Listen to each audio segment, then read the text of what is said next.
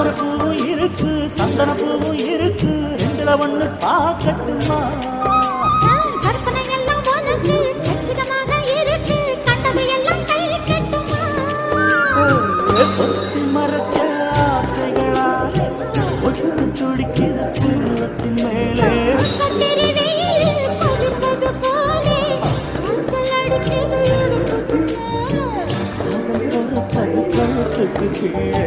கொட்ட பார்க்க ஒழுங்கு வெத்தனை கொட்டாவாய் செவக்கும்.